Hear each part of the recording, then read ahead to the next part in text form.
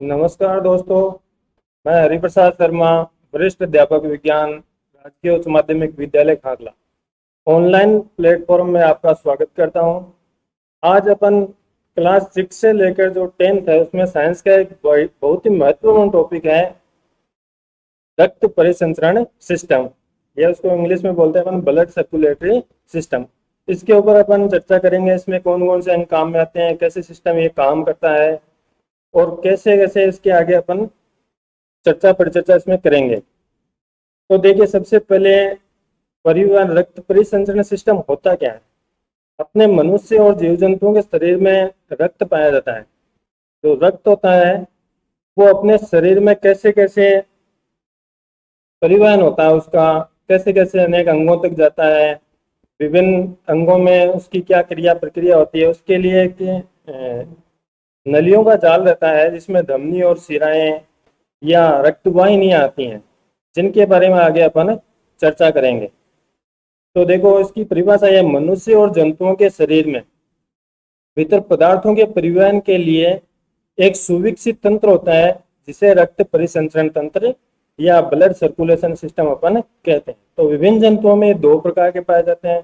कुछ जंतुओं में ओपन सर्कुलेटरी सिस्टम होता है जिनमें रक्त खुला ही उसके शरीर में बहता है, और कुछ जो जंतु होते हैं उनके शरीर के अंदर जो रक्त का परिवहन होता है वो नलियों के अंदर होता है, जिनको अपन बंद परिसंचरण तंत्र बोलते हैं। तो नेक्स्ट स्लाइड में अपन देखते हैं रुधिर परिसंचरण तंत्र के अवयव कौन कौन से हैं। तो मेन अवयव है वो तो कौन सा है, अपने हार्ट होता है। हार्ट होता है। दूसरा देखो, रुधिर नलिकाएं या ब्लड वेसल्स बोलते हैं। ये तीन टाइप की होती हैं। एक होती है धमनियां, दूसरी होती है शिराएं, तीसरी होती है रुधिर वाहिनियां। तो धमनियों में तो अपना जो शुद्ध रक्त है या ऑक्सीजनित युक्त जो रक्त है वो बहता है। दूसरी अपनी शिराएं हैं जिनमें अशुद्ध रक्त बहता है। अशुद्ध का मतलब होता है जिसमें ऑक्सीजन नहीं होती है और उसकी जगह कार्बन डाइऑक्साइड उसमें मिली हुई होती है। और तीसरी रुधिर वाहिनियां या ब्लड कैपिलरीज होती हैं, जो छोटी छोटी रुधिर वाहिनियां होती हैं। और तीसरा अपना रुधिर। जो रुधिर है वो एक प्रकार का क्या है, टिश्यू है, जिसको अपन तरल उत्तक, तरल संयोजी उत्तक बोलते हैं। तरल का मतलब तो वो अपने लिक्विड के रूप में होता है, और संयोजन का मतलब अपने शरीर के पार्टों को वो जोड़ता है। तो ये इसके पार्ट हो गए। मेन पार्ट कौन सा है, हार्ट या हृदय। नेक्स्ट स्लाइड में अपन चलते हैं। अब देखिए, मनुष्य के अंदर जो परिसंचरण सिस्टम होता है उसको अपन बोलते हैं दोहरा रक्त परिसंचरण।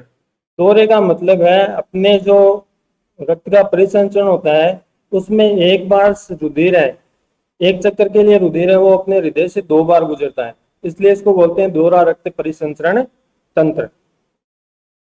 दोहरा रक्त परिसंचरण तंत्र, देखिए इस डायग्रामेटिक रिप्रेजेंटेशन के द्वारा अपन समझते हैं। अपने जो फेफड़े होते हैं, अपने जो फेफड़े होते हैं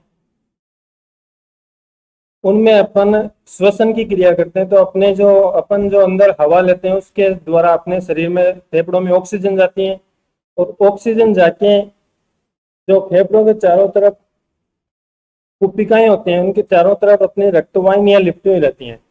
तो वो विसरण के द्वारा जो ऑक्सीजन है वो अपने रक्त में प्रवेश कर जाती है, और रक्त में प्रवेश करते ही वो रक्त हो जाता है शुद्ध। अब फेफड़े से वो रक्त है, वो रक्त अपना, देखिए इसमें लिखा हुआ है पल्मोनरी सीरा। पल्मोनरी सीरा से, पल्मोनरी सीरा, अब देखो जो फेफड़े से जो सीरा निकलती है उसको अपन बोलते हैं पल्मोनरी सीरा। इससे पहले आपको एक बात मैं बताना चाहता हूँ, जो धमनी और शिराएं हैं उनमें एक मेन जो डिफरेंस होता है वो ये है कि जो शिराएं होती हैं उनमें तो अशुद्ध रक्त प्रवाहित होता है, और जो धमनियां होती हैं उनमें शुद्ध रक्त प्रवाहित होता है। लेकिन यहाँ एक अपने अपवाद होता है, जो फेफड़े से जो शिरा निकलती है उसमें बहेगा शुद्ध रक्त, और जो फेफड़े से जो धमनी निकलेगी उसमें बहेगा अशुद्ध रक्त। तो अपन देखते हैं फेफड़ों से जो अपना शुद्ध रक्त है वो पल्मोनरी शिरा या फुफ्फुसीय शिरा के द्वारा अपने हार्ट में आ रहा है। और हार्ट में भी देखिए अपना जो बायां और दायां पार्ट है, तो बाएं पार्ट में अपना शुद्ध रक्त बहता है और दाएं पार्ट में अशुद्ध रक्त बहता है। तो पल्मोनरी शिरा के द्वारा अपना जो शुद्ध रक्त है वो अपने हृदय में आ जाएगा। हृदय से फिर आलिंद और निलय से होते हुए पहले आलिंद में आएगा। आलिंद में कपाट होते हैं, आलिंद और निलय के बीच उन कपाटों में से गुजरते हुए निलय में आएगा। फिर निलय से जो शुद्ध रक्त है वो महाधमनी के द्वारा अपने शरीर के अंगों में चला जाएगा। महाधमनी क्यों कहा गया? क्योंकि हृदय से बड़ी मात्रा में रक्त निकलता है और बड़ी मात्रा में रक्त निकलता है, इसलिए धमनी की जो आकृति है वो भी बड़ी होनी चाहिए, इसलिए इसको महाधमनी बोलते हैं। जैसे ही ये शुद्ध रक्त है अपने जो अंगों है उनमें प्रवेश कर जाएगा, वहां पर अंगों से क्या होगा, जो ऑक्सीजन है रक्त में वो तो अपने शरीर में काम आ जाएगी और जो CO2 बनी हुई वो रक्त में अपने मिल जाएगी। और जैसे CO2 मिलेगी अपना रक्त कैसा हो जाएगा, अशुद्ध हो जाएगा। अब वो अशुद्ध रक्त है वो फिर वही बात है, अशुद्ध रक्त है अपना अंगों से वापस जाएगा हृदय में, और हृदय के कौन से पार्ट में जाएगा, वही हृदय के पार्ट में जाएगा आलिंद में। आलिंद भी कौन सा, दायां आलिंद। तो दायां आलिंद में रक्त जाएगा और अंगों से बड़ी मात्रा में जाएगा, इसलिए इसको अपन बोलते हैं महाशिरा।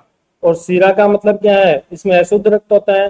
केवल अपने को फेफड़े वाले ध्यान में रखते हैं, फेफड़े से जो शिरा निकलती है उसमें शुद्ध होता है, लेकिन महाशिरा उसमें कैसा रक्त होता है, अशुद्ध होता है। अशुद्ध रक्त अपने जाएगा दाएं आलिंद में, दाएं आलिंद से वही कपाटों के बीच में से होते हैं दाएं निलय में, और दाएं निलय से फिर अपना जो अशुद्ध रक्त है वो एक धमनी के द्वारा वापस फेफड़ों में जाता है, और फेफड़ों में जाता है तो वो धमनी है वो फेफड़े से निकली, उसको क्या बोलते हैं अपन, फुफ्फुसीय धमनी।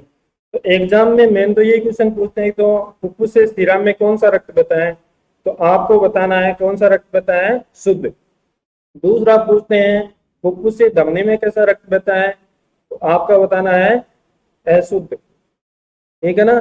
महाशिरा में अशुद्ध रक्त बहेगा और महाधमनी में शुद्ध रक्त बहेगा।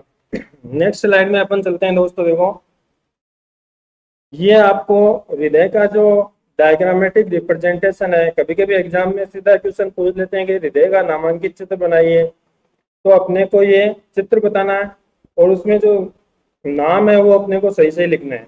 देखो पहला नाम है महाधमनी। महाधमनी, महाधमनी में कैसा रक्त बहता है, शुद्ध रक्त, ठीक है।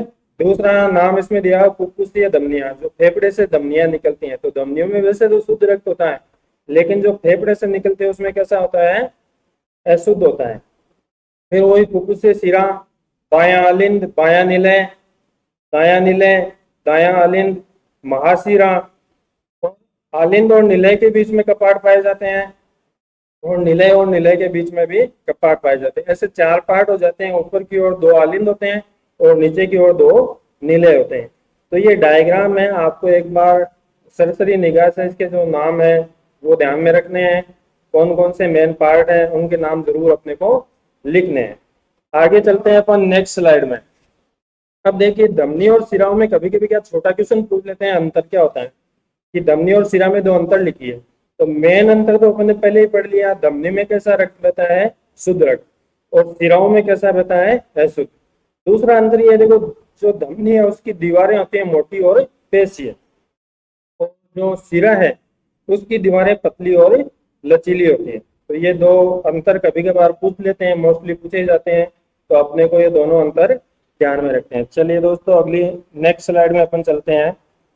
हृदय की धड़कन, अपना हृदय है वो 1 मिनट में कितनी बार धड़कता है, औसत जो स्वस्थ मनुष्य है उसका हृदय औसत 1 मिनट में 72 बार धड़कता है। तो कभी कभी ये छोटा क्वेश्चन बड़े बड़े एग्जामों में पूछते हैं कि मनुष्य की औसत हृदय की धड़कन क्या है, तो अपने को बतानी है 72।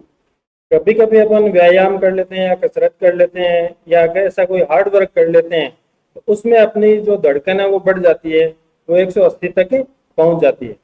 और एक आपके नाम आता है पेसमेकर, पेसमेकर या शिरा आलिंद नोड या एवी नोड इसको बोलते हैं, जो अपनी हृदय की धड़कन है उसको नियंत्रित करने का काम करता है। तो एग्जाम में ये क्वेश्चन पूछ लेंगे हृदय की धड़कनों को नियंत्रित कौन करता है, तो आपको क्या बताना है, पेसमेकर या शिरा आलिंद नोड। चलिए अपन अगली स्लाइड में चलते हैं।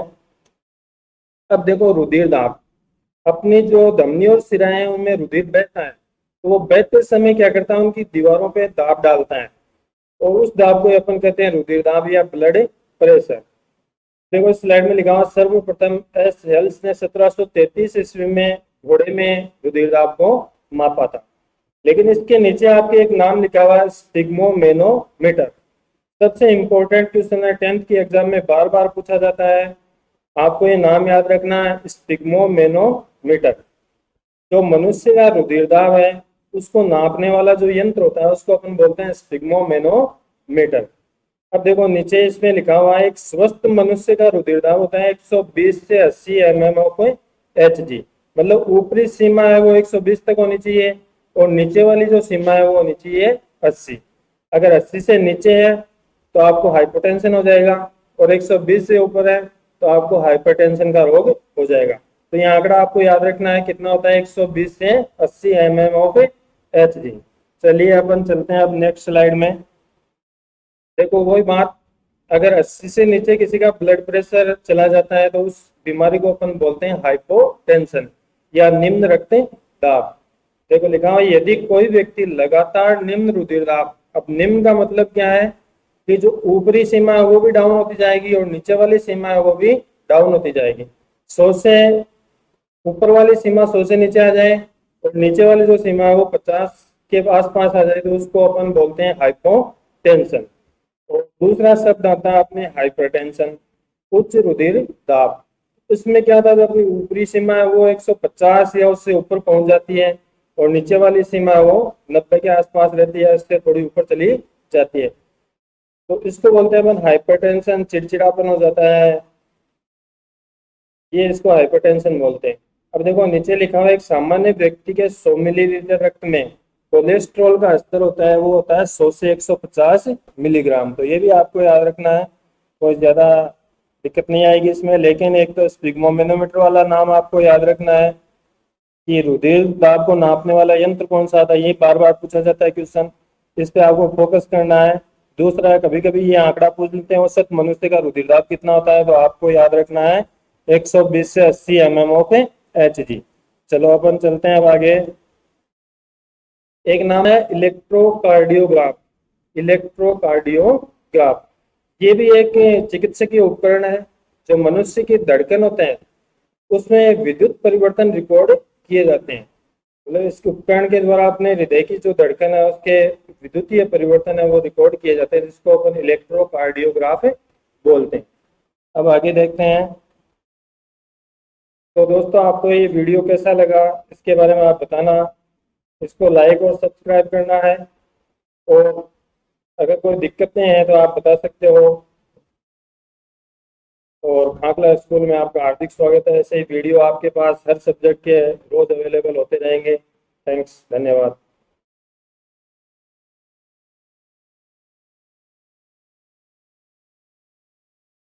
भाई साहब एक दिक्कत आई।